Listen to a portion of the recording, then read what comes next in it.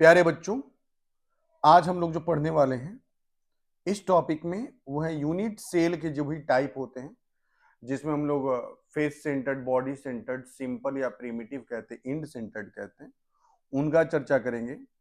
साथ साथ 7 crystal system का चर्चा करेंगे, जिसमें क्यूबिक आता है, ऑर्थोरोम्बिक होता है, इस तरह का रोम्बोहेड्रल होता है, ट्राइक्लिनिक, मोनोक्लिनिक, उसका चर्चा करेंगे। और उसके साथ साथ हम लोग ब्रेविस लैटिस का चर्चा करेंगे। एडिशनल में हम ये जानेंगे कि हर यूनिट सेल में टोटल कितने एटम पाए जाते हैं। तो ये जो है आपका, ये मान के चलिए ये आपका 4th लेक्चर है इस सॉलिड स्टेट के प्लेलिस्ट में। ये 4th लेक्चर है। अगर आपने बाकी के लेक्चर्स नहीं देखे हैं तो आप जाइए चैनल पर, प्लेलिस्ट में अवेलेबल है, आप जा करके वहां प्रॉपर तरीके से बाकी के लेक्चर्स को देख लेंगे। उसके बाद यहाँ आइए तो थोड़ा और ज्यादा मजेदार तरीके से आपको ये सारा चीज समझ में आएगा। ठीक है, आइए शुरू करते हैं। सबसे पहले आप देख लो कि क्या क्या हम लोग पढ़ने वाले हैं और कैसे। देखो, हमारे पास ये क्लासिफिकेशन ऑफ यूनिट सेल सबसे पहले, जिसमें हम प्रिमिटिव, सेंटर्ड, बीसीसी, एफसीसी, उसके बाद इंड सेंटर्ड, इनका चर्चा करेंगे। फिर उसके बाद 7 जो क्रिस्टल सिस्टम है उसका डिस्कशन करेंगे, और उन क्रिस्टल सिस्टम के साथ जो जो बनेगा हमारा और स्ट्रक्चर, उसके बारे में। ये ब्रेविस लैटिस हो गया 14। उसके बाद हर यूनिट सेल में कितने एटम पाए जाते हैं उसका चर्चा हम कर लेंगे। और सबसे लास्ट में जो होगा 10 एमसीक्यू होगा, जो इन 3 टॉपिक से जुड़ा होगा। तो 10 एमसीक्यू भी हम लोग साथ में यहाँ पर कर लेंगे। आइए अब एक एक करके हम शुरू करें यहाँ पर पढ़ना। ठीक है, कहानी का शुरुआत हम लोग कहाँ से आज करने वाले हैं, तो हम लोग शुरू करने वाले हैं क्लासिफिकेशन ऑफ यूनिट सेल। आपको यूनिट सेल के बारे में जानकारी हो गया होगा, और अगर आपने नहीं जाना है तो आप जरूर जाकर के लास्ट लेक्चर देखेंगे, उसके बाद आप यहाँ पर पहुंचेंगे तो आप यूनिट सेल को ज्यादा अच्छे से जान पाओगे। फिलहाल हम आपको बस छोटे से तरीके समझा देते हैं कि यूनिट सेल क्या होता है, उसके बाद फिर हम लोग यहाँ जरूर आएंगे, लौटेंगे यहाँ। ये देखिए, यूनिट सेल क्या होता है कि किसी भी क्रिस्टल लैटिस का एक स्मॉलेस्ट पार्ट होता है, स्मॉलेस्ट रिपीटिंग यूनिट होता है, जिसके मदद से पूरे क्रिस्टल लैटिस का फॉर्मेशन होता है। ठीक है, ये देखो आप, ये जो बनाए हम लोग, ये जो हम लोग बना रहे हैं, ये हो गया क्रिस्टल लैटिस। लेकिन इस क्रिस्टल लैटिस में आप देखिए तो एक ही हिस्सा जो है, एक ही जैसा हिस्सा, एक ही जैसा स्ट्रक्चर, वो बार बार रिपीट हो रहा है। ठीक है, ये स्ट्रक्चर जो है आप समझ कर चलिए, ये स्ट्रक्चर जो है वो बार बार रिपीट हो रहा है, यही स्ट्रक्चर। तो ये जो एक सिंगल स्ट्रक्चर जिसका बार बार रिपीटेशन हो रहा है, इसी को हम लोग नाम क्या देते हैं, यूनिट सेल नाम देते हैं। क्लियर है बात, यूनिट सेल। अब इन्हीं यूनिट सेल में आप देखो, यूनिट सेल का मतलब आप हमेशा इमेजिन करना एक लूडो का डाइस है ना, या एक क्यूब भी आप मान सकते हैं। तो ये हमारे पास है। अब देखिए यहाँ पर ये यूनिट सेल जो है, इसको आप देख पा रहे हो तो समझना, इसमें कई सारे ऐसे पोजीशन हो सकते हैं जहां पर एटम मौजूद हो सकता है। जैसे ये कॉर्नर पर एटम हो सकता है, सारे कॉर्नर पर एटम होंगे, ये जितने भी कॉर्नर हैं सभी कॉर्नर पर एटम होंगे। उसके साथ साथ यहां पर 6 फेसेस होते हैं। लूडो का डाइस याद कीजिए कि उसमें 6 फेस होते हैं, है ना। तो उसी प्रकार से यहां भी आपका 6 फेस। अच्छा, अगर इस 6 फेस को आप समझ पा रहे हो तो आप समझना यहां कि यहीं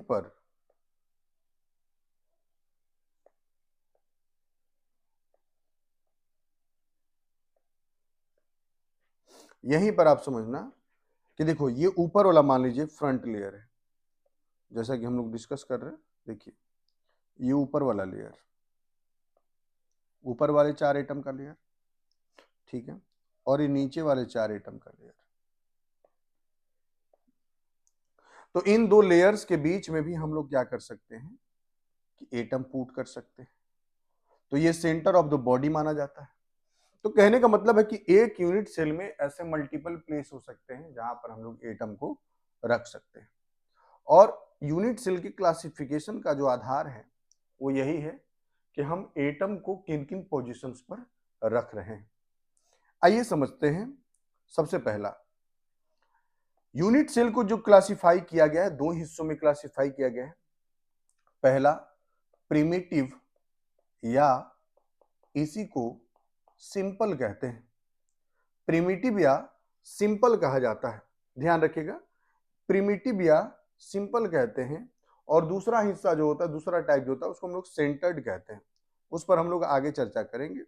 फिलहाल यहां हमारा है कि हम लोग सिंपल पर बात करते हैं, प्रिमिटिव पर बात करते हैं। सिंपल या प्रिमिटिव यूनिट सेल का अर्थ यह होता है कि वैसा यूनिट सेल जिसमें एटम सिर्फ और सिर्फ कॉर्नर पर मौजूद हो। ये देख रहे हो, सिर्फ और सिर्फ कहां मौजूद हो? कॉर्नर पर मौजूद। ठीक है ना? सिर्फ कॉर्नर पर जब एटम मौजूद हो तो इसको हम लोग सिंपल यूनिट सेल कहते हैं। क्लियर है बात? कि दो unit cells in which atoms are present at corners. ठीक है, सिर्फ कॉर्नर पर मौजूद है। A unit cell is classified as primitive, Hindi में आद्य कहते हैं इसको, या सरल कहा जाता है।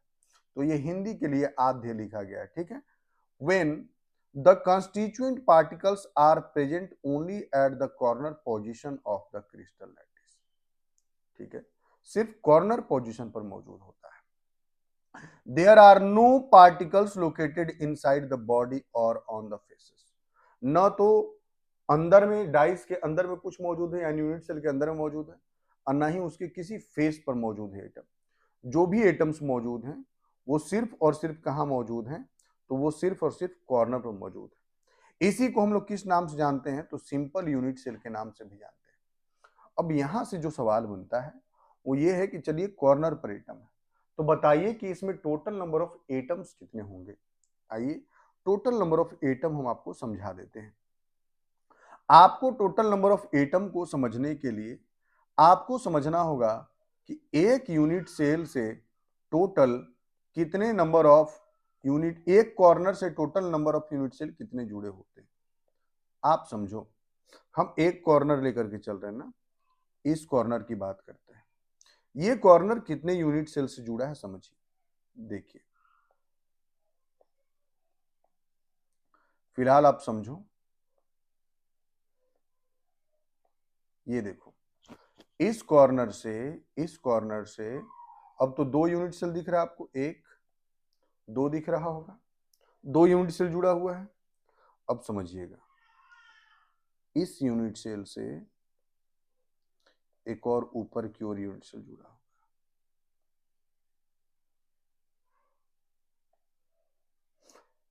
ठीक है, अब देखिए ये तीसरा यूनिट सेल हो गया। फिर उसके बाद समझिए,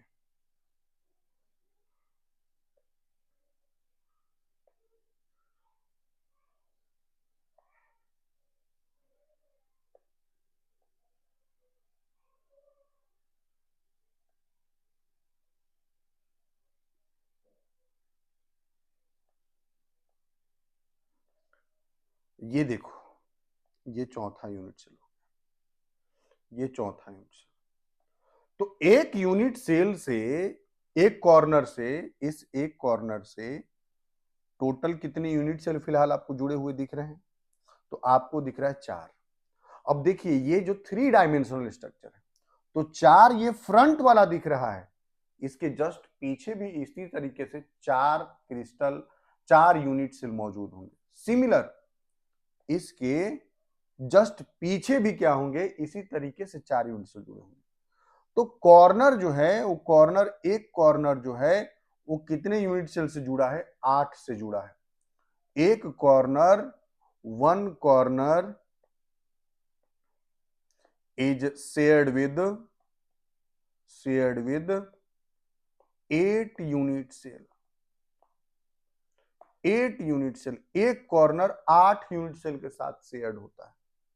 तो इस कॉर्नर पर मौजूद जो एक एटम होगा, ये जो सिंगल एटम होगा, ये 8 यूनिट सेल में बराबर तरीके से बटा होगा। तो जब एक यूनिट सेल में पूछा जाएगा कि बताइए कितने नंबर ऑफ एटम्स, है ना। तो एक यूनिट सेल में जब नंबर ऑफ एटम बताना होगा तो हम यहाँ कैसे बताएंगे, समझिए इसको जब बताना होगा तो इसको हम ऐसे बताएंगे। यहां अगर लिखना हो तो number of atoms equal to number of atoms equal to number of atoms at corner और सोचो कि एक कॉर्नर पर मौजूद एटम 8 यूनिट सेल से जुड़ा है, तो कॉर्नर पर मौजूद एटम जो है एक यूनिट सेल के हिस्से में कितना आएगा, तो 1/8, तो इनटू क्या हो जाएगा 1/8। तो total number of atom corner पर कितने हैं, तो भाई 8 कॉर्नर हैं, 1 2 ये 3 हो गया, 4 हो गया, 5 6 7 8। एक यूनिट सेल में 8 कॉर्नर हैं, यानी 8 एटम होंगे, लेकिन वो सभी 8 कितने हिस्सों में बटे होंगे, 1/8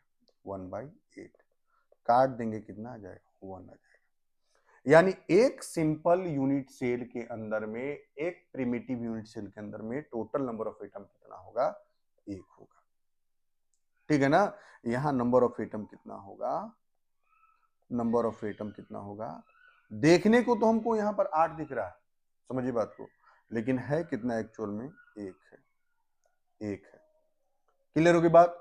तो एक सिंपल यूनिट सेल में अगर पूछा जाएगा कि टोटल नंबर ऑफ एटम्स बताइए, तो आप कितना बताएंगे, 1 बताएंगे। देखने में 8 लग रहा है, लेकिन आप बताओ कितना, 1 बताओ।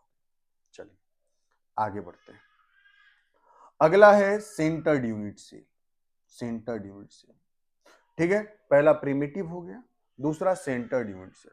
समझिए सेंटर्ड यूनिट सेल का मतलब क्या कह रहा है कि एटम कॉर्नर पर रहेगा, लेकिन कॉर्नर पर रहने के साथ साथ अदर प्लेसेस पर भी हो सकता है unit cell.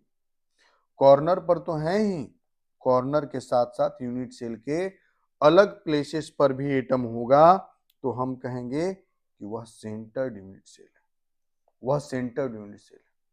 Centred unit cell देखिए, when a unit cell contains one or more constituent particles present at positions, ठीक है, positions other than corners, ठीक है, other than corners in addition to those at corners, यानी corner के साथ साथ भी अन्य स्थानों पर भी होगा एटम, तो हम क्या कहेंगे उसको, सेंटर्ड यूनिट सेल। उस तरह का जिसको हिंदी में केंद्रित इकाई सेल कहते हैं। क्लियर है बात। अब इसके 3 कैटेगरी है। बॉडी सेंटर्ड, हिंदी में अंतः केंद्रित कहा जाता है, फेस सेंटर्ड जिसको फलक केंद्रित हिंदी में कहते हैं, और एंड सेंटर्ड जिसको हिंदी में अंत्य केंद्रित कहते हैं। तो टोटल हमारे पास जो है वो 3 तरह का यूनिट सेल जो है किसमें, सेंटर्ड वाले में। अच्छा, अब बीच में हम आपको बता दें कि अभी तक हम लोग टिल दिस वीडियो, अभी तक हम लोग अपने चैनल पे 90 सब्सक्राइबर तक पहुंच चुके हैं। अभी आपकी जिम्मेवारी है कि आप अगर चैनल के साथ जुड़े हुए हैं, बने हुए हैं, तो चैनल को शेयर कीजिएगा, उन लोगों तक पहुंचाइएगा जिनको जरूरत है इसका। अनवांटेड नहीं कि किसी के मोबाइल से लेकर के सब्सक्राइब कर दे रहे हैं या कुछ कर दे रहे हैं, वैसा नहीं चाहिए। उन लोगों तक वीडियोज को पहुंचाइए जो पढ़ रहे हैं, जिनको इन वीडियोज का जरूरत है, और उनको बोलिए कि वो इस सफर में साथी बने और तरीके से पढ़ें और आगे बढ़ें। तो हम चाहते हैं कि इस वीडियो के बाद एटलीस्ट हमारा 100 सब्सक्राइबर पहुंचे, और ये रिस्पॉन्सिबिलिटी हम आप पर सौंपते हैं। आप अगर इस वीडियो को देख रहे हैं तो, और आप अगर रिस्पॉन्सिबल हैं और आपको लग रहा है कि हम आपको सही तरीके से पढ़ा रहे हैं, तो ही आप फॉलो कीजिए या लोगों को सजेस्ट कीजिए। आप अगर इससे अनसेटिस्फाइड हैं तो जरूर एक बार कमेंट में जरूर लिख दीजिएगा कि आपको कौन सा ऐसा कारक रहा जो आपको अनसेटिस्फाइड किया, और उस पर हम विचार करेंगे, उस पर मंथन करेंगे, उसमें सुधार करने की कोशिश करेंगे, क्योंकि पढ़ाना मेरा काम है और ये काम अच्छे से करना है ताकि हर बच्चा इस चीज को सही तरीके से ग्रहण कर सके। ठीक है, मिलते हैं। अब चलिए आगे, चलिए टॉपिक की तरफ बढ़े। तो सेंटर्ड यूनिट सेल में 3 टाइप हैं, और तीनों टाइप का एक एक करके हम लोग चर्चा शुरू करते हैं। देखिए, पहला है, यहां 2 है, बीसीसी और एफसीसी। देखिए बीसीसी यहां बनाए हुए हैं, बीसीसी को देखिए, कॉर्नर पर एटम है, वैसा यूनिट सेल जिसमें कॉर्नर पर तो एटम होगा, कॉर्नर पर एटम होने के साथ साथ कहां पर होगा, सेंटर, सेंटर पर। इसको आइए फोटो से हम और आपको समझाने की कोशिश करते हैं। यहां देखो,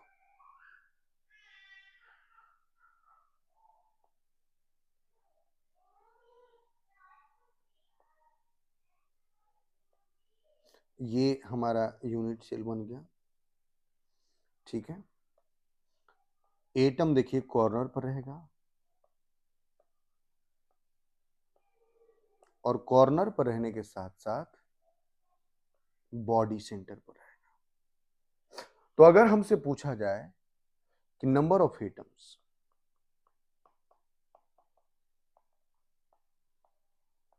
number of atoms equal to, तो हम लोग लिखेंगे कि number of atoms at corner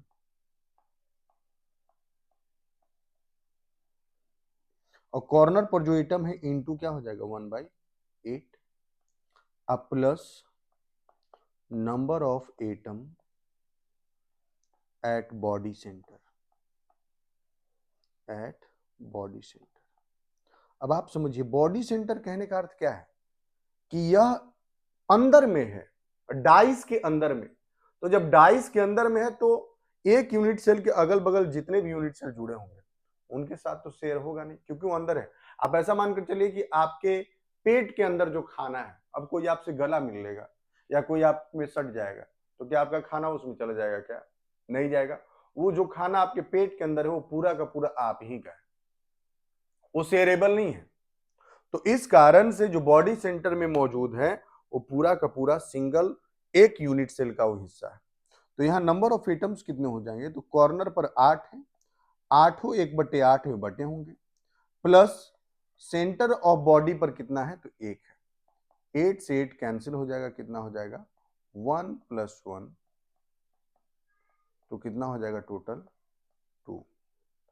total number of atom कितने हो जाएंगे, 2 हो जाएंगे। तो एक बॉडी सेंटर यूनिट सेल के अंदर में 2 एटम होते हैं। इसी बॉडी सेंटर यूनिट सेल को हम लोग बीसीसी आगे चल के बोलेंगे। अभी बीसीसी लिख दिया गया है क्योंकि इसको जनरली बीसीसी से ही प्रोनाउंस किया जाता है। बीसीसी का अर्थ है body centred cubic unit cell. Cube के रूप में जब हम देखते हैं इसको तब इसको नाम दिया जाता है, इसका बीसीसी लिखा गया है। तो बीसीसी में टोटल नंबर ऑफ एटम कितने हो गए, तो बीसीसी में टोटल नंबर ऑफ एटम कितने हो गए 2। क्लियर है बात। बॉडी सेंटर्ड यूनिट सेल में टोटल नंबर ऑफ एटम, या इसे पूछा जाता है कि total number of effective atoms कितने हैं, तो आंसर कितने हैं 2। देखने में तो 9 लग रहा है लेकिन है एक्चुअल में कितना 2। क्लियर है बात। अब आइए इसके बाद हम अगले वाले पर आते हैं और वो है हमारा face centred unit cell. Face centred unit cell जिसको एफसीसी से कहते हैं face centred cubic unit cell. तो क्यूबिक का चर्चा तो बाद में करना ही है, लेकिन फिलहाल समझिए फेस सेंटर्ड यूनिट सेल। तो फेस सेंटर्ड में एटम कहां कहां होगा, तो देखिए सभी कॉर्नर पर तो एटम है, सभी कॉर्नर पर, तो 8 कॉर्नर पर एटम है और बाकी देखिए सभी फेसेस पर है, सभी फेसेस पर, ठीक है ना।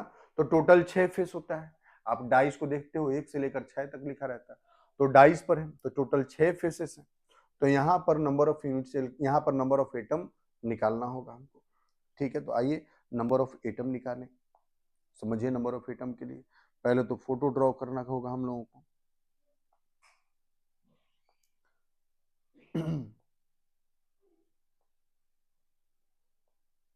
ये देखो ये यूनिट सेल बन गया। अब इसके सभी कॉर्नर पर एटम है, ध्यान समझिए, कॉर्नर पर, कॉर्नर पर। उसके साथ साथ क्या बोला गया कि सभी फेसेस पर भी एटम है, कॉर्नर के साथ साथ सभी फेसेस पर, सभी फेसेस पर। आप समझना कॉर्नर वाला तो आप जान चुके हो कि एक कॉर्नर जो है वो कितने यूनिट सेल के साथ जुड़ा होता है 8, तो 8 हिस्सों में बटा है। लेकिन क्या फेस पर मौजूद एक एटम 100% एक यूनिट सेल का हिस्सा होता है, तो आंसर है नहीं। आइए इसको हम आपको फोटो ड्रॉ करके समझा दें। आप देखिए,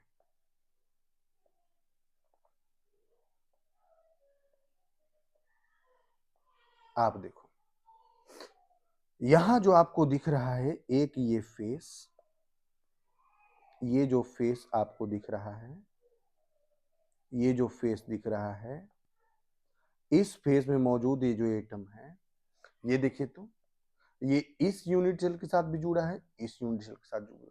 यानी एक फेस जो है वो कितने यूनिट सेल के साथ जुड़ा होगा? 2 यूनिट सेल के साथ जुड़ा होगा। तो अब अगर हमको यहाँ पर नंबर ऑफ एटम्स अगर निकालना हो तो number of atoms equal to कितना हो जाएगा बताओ? तो देखो निकालने के लिए तो फिर से वही कि number of atoms at corner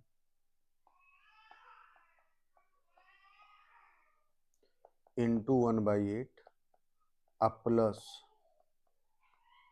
number of atoms at face centre. आज जितने भी फेसेस पर एटम मौजूद हैं वो कितने हिस्सों में बटे हुए हैं? 2 हिस्सों में। यानी एक जो ये एटम है ये आधा ऊपर रहेगा आधा नीचे रहेगा, तो आधा ही रहेगा। एक ही यूनिट सेल में आप निकाल रहे हो तो आधा होगा, तो टोटल कितना हो जाएगा भाई? तो 8 हो गया कॉर्नर पर इंटू 1/8 हो जाएगा, अब प्लस 6 है, 6 फेसेस पर हैं इंटू 1/2, तो 8 से 8 कैंसिल तो 1 और 6 से 3 टाइम्स में कैंसिल तो कितना आ जाएगा 3, तो 3 और 1 कितना हो जाएगा 4। यही हमारा क्या हो जाएगा आंसर। यानी एक फेस सेंटर्ड यूनिट सेल में टोटल नंबर ऑफ एटम कितने मौजूद हैं? टोटल नंबर ऑफ एटम 4 मौजूद। एक फेस सेंटर्ड यूनिट सेल में टोटल कितने एटम मौजूद हैं? 4 एटम मौजूद। मामला समझ में आ गया? 4 एटम मौजूद होते हैं। क्लियर होगी बात ना? 4 एटम, तो ये फेस सेंटर्ड एफसीसी, ठीक है, +1 particle located at centre of each face. मामला क्लियर हो गया? ये हो गया फेस सेंटर्ड। बॉडी सेंटर भी हम लोग पढ़ लिए। अब आइए लास्ट टाइप पर, और वो है हमारा end centred unit cell. End centred unit cell में क्या करना कि सभी कॉर्नर पर तो एटम होंगे लेकिन साथ साथ 2 अपोजिट फेसेस पर होंगे। अब वो 2 अपोजिट फेस या तो ऊपर नीचे आप मान लो, या दाएं बाएं मान लो, या आगे और पीछे वाला मान लो। यहां पर देखिए एक ऊपर लिया गया है और एक नीचे लिया गया है, तो 2 अपोजिट फेसेस पर, ठीक है, किसी भी 2 अपोजिट फेस पर, ठीक है, बाएं दाएं ऊपर नीचे या आगे पीछे कहीं भी, लेकिन 2 अपोजिट फेस पर होना चाहिए, ठीक है। तो अभी जस्ट हम लोग चर्चा कर ही लिए हैं कि जब नंबर ऑफ एटम्स यहां निकालना होगा तो क्या हो जाएगा, 8 कॉर्नर पर है इंटू 1/8 और प्लस 2 फेसेस पर है, और सब जान रहे हैं कि फेसेस वाले 1/2 में बटे होते हैं, तो 8 से कैंसिल हो जाएगा 1, यहाँ 2 से कैंसिल हो जाएगा तो वहां 1, टोटल कितना 2 हो जाएगा। टोटल नंबर ऑफ एटम कितने हो गए 2, यानी इंड सेंटर में नंबर ऑफ यूनिट सेल कितना हो जाएगा 2। फिर से एक बार हम रिपीट करें, सिंपल यूनिट सेल में 1, बॉडी सेंटर्ड में 2, फेस सेंटर्ड में 4 और इंड सेंटर्ड में भी कितना हो जाएगा 2 हो जाएगा। देखिए definition, in this unit cell constituent particles are present at all corners. Critical distinction है, additionally one particle is present at the centre of 2 opposite faces only, unlike face centered which cover all 6 faces, end centered only affect one pair of parallel faces। parallel faces कहिए या opposite faces, यानी those unit cell in which atoms are present at corner as well as the center of 2 opposite faces, तो उसको हम लोग क्या बोलेंगे, end centered unit cell नाम दे देंगे। अब जब आप सेंटर्ड यूनिट सेल और प्रिमिटिव यूनिट सेल पढ़ चुके हैं, उसमें नंबर ऑफ एटम निकालना सीख गए, तो ये जो क्लासिफिकेशन किया गया यूनिट सेल का, ये क्लासिफिकेशन किस बेसिस पर किया गया? तो ये क्लासिफिकेशन हुआ एटम्स के अरेंजमेंट पर, कंस्टिट्यूएंट पार्टिकल के अरेंजमेंट पर किया गया। लेकिन एक बात और हम आपको बताए थे जब यूनिट सेल पढ़ाए थे, हम आपको बताए थे कि हर यूनिट सेल का अपना एक डायमेंशन होगा, यानी पैरामीटर होगा। ये पैरामीटर हम आपको बताए थे कि मान लीजिए ए है, बी है, ये सी है, तो इनके बीच में 3 एंगल बन रहे होंगे। समझ गए बात को ना? ये पैरामीटर आपको बताया गया था, क्योंकि इसी पैरामीटर पर यूनिट सेल का स्ट्रक्चर डिपेंड करेगा। मान लीजिए पैरामीटर आपने बदल दिया, ए बी सी के वैल्यू में परिवर्तन आ गया, ऐसा बन जाएगा स्ट्रक्चर।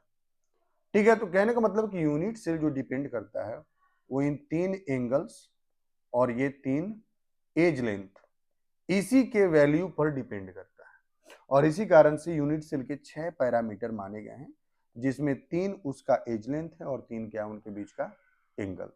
तो 6 पैरामीटर। अब इसी पैरामीटर के बेसिस पर जो है यूनिट सेल के डिफरेंट स्ट्रक्चर्स बन सकते हैं। तो ये जो डिफरेंट स्ट्रक्चर्स बनते हैं, इन्हीं डिफरेंट स्ट्रक्चर्स को हम लोग नाम क्या देते हैं? Crystal system. तो ये जो क्रिस्टल सिस्टम बन पा रहा है वो टोटल कितना बन पाता है? 7। ठीक है। On the basis of parameters of unit cell there are 7 structures possible that are termed as crystal system. ठीक है। By measuring crystal faces and angles we categorize all crystal into 7 distinct system. की parameters बोला गया, axial distance जिसको edge length कहा जाता है, A B C, these में और not be equal, A B C और इनके बीच में एंगल दिया हुआ है, एक्सियल एंगल, अल्फा, बीटा और गामा। इन्हीं तीनों पर किसी भी सॉलिड का, किसी भी यूनिट सेल का स्ट्रक्चर डिपेंड करेगा इन 6 यूनिट्स पर। तो आइए एक एक करके अब डिस्कशन शुरू करें। सिस्टम्स 1 एंड 2, क्यूबिक और टेट्राहेड्रल। ठीक है, पहला और दूसरा दिया गया। क्यूबिक जिसको हिंदी में घनीय कहते हैं, तो घनीय में क्या हो जाएगा?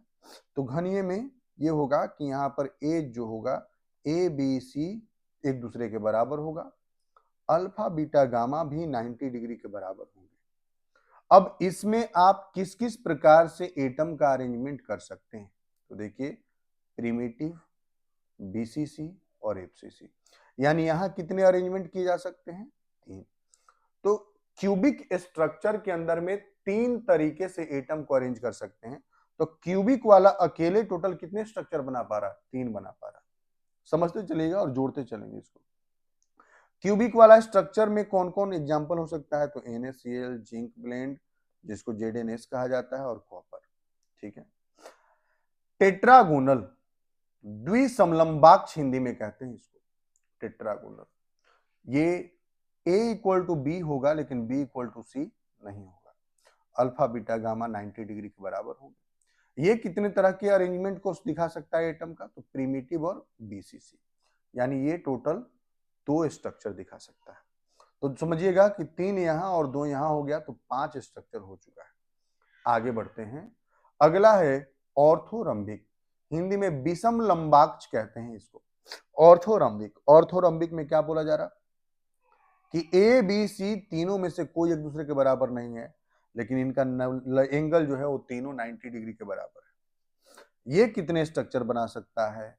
तो प्रिमिटिव बना सकता है, बीसीसी बना सकता है, एफसीसी बना सकता है, एंड सेंटर्ड। यानी टोटल कितने स्ट्रक्चर बना सकता है? 4। ये 4 स्ट्रक्चर बना सकता है। अगला है हेक्सागोनल, षटकोणीय कहते हैं हिंदी में। इसका क्या बोला कि A इक्वल टू बी होगा लेकिन B इक्वल टू सी नहीं होगा, अल्फा और बीटा 90 डिग्री होगा और गामा जो है वो 120 डिग्री होगा। ये कितने स्ट्रक्चर बना सकता है? तो सिर्फ एक बना सकता है, वो है प्रिमिटिव, यानी यहां सिर्फ एक स्ट्रक्चर पॉसिबल है। अब आइए अगले वाले पर। अगला है रोम्बोहेड्रल, या इसी को ट्राइगोनल कहते हैं। इसका बोला जा रहा है कि एजेस जो है वो क्या है आपका?